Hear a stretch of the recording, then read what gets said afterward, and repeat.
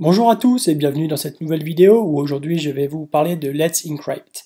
C'est un service pour générer des certificats SSL de façon gratuite et automatisée.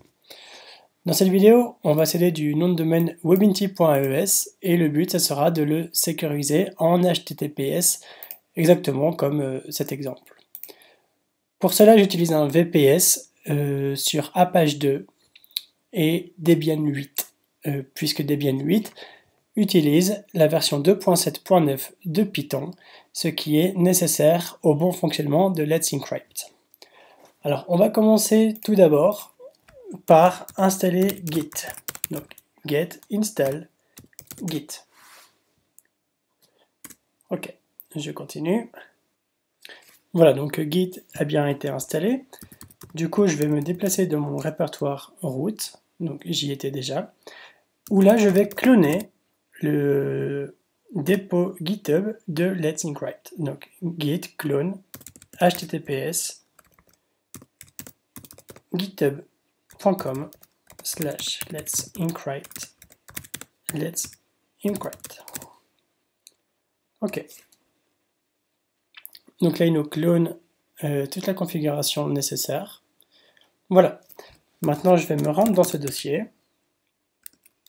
Donc si je fais un petit ls, on voit un petit peu le setup, etc. Mais bon, on n'a pas grand-chose à toucher. Nous, ce qu'on va faire, c'est qu'on va lancer un script automatisé. Juste avant de faire ça, je vais vous montrer les commandes dans la section comment ça marche. Et voilà un petit peu les commandes que je viens de faire. Git clone https github.com. Je me suis rendu dans le dossier et maintenant on va taper cette commande ici. Hop. Alors là, il va installer pas mal de dépendances pour Python. Ça peut mettre un petit peu de temps, donc on va faire une petite transition. Ok, donc là, on a bien installé donc Let's Encrypt avec le script. Donc si tout se passe bien, si votre configuration Apache est correcte, voilà, la console devrait reconnaître les noms de domaine configurés sur votre VPS ou serveur. Donc moi, il s'agit bien de webinty.es et www.webinty.es, donc je fais OK. Ok, donc moi j'ai déjà installé des certificats sur ce nom de domaine, donc il n'y a pas de problème. On va dire qu'on veut réinstaller. Je fais Secure. Donc les différences ici, c'est qu'on va autoriser les HTTP et HTTPS. Par exemple, on pourrait très bien avoir un site HTTP, mais le backend dans HTTPS, c'est possible. Ou alors Secure, dans ce cas-là, on demande de sécuriser absolument tout le site. Donc c'est ce que je veux faire. Voilà, donc il me dit OK, tout s'est bien passé, on a pu installer les certificats nécessaires. Alors on va les regarder, normalement si j'actualise ma page ici. Ok, donc là je suis bien dans HTTPS.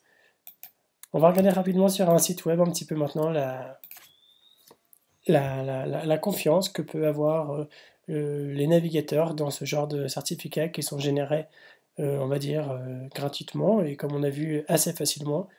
On n'a pas besoin de payer quoi que ce soit. Cependant, sachez que les certificats ont une durée dans le temps. Il faut les renouveler tous les 3 mois. Mais vous voyez justement, comme j'ai déjà configuré un certificat sur ce nom de domaine, on a vu tout à l'heure dans la console qu'il était possible de renouveler. Je prendrai un petit peu plus haut. Ici, on peut renouveler ici, donc si on souhaite le nom de domaine, ou alors on réinstalle, hein, il n'y a pas de souci. Ici, ça va mettre un petit peu de temps, mais on voit bien que le préfixe, le certificat est bien installé sur mon nom de domaine avec ou sans le www, donc ça c'est parfait. On voit qu'ici, il est bien trusted, donc il est bien en confiance avec les navigateurs. Je vais attendre un petit peu que ici, il puisse analyser complètement le certificat, et puis je reviens vers vous dès qu'on a la note.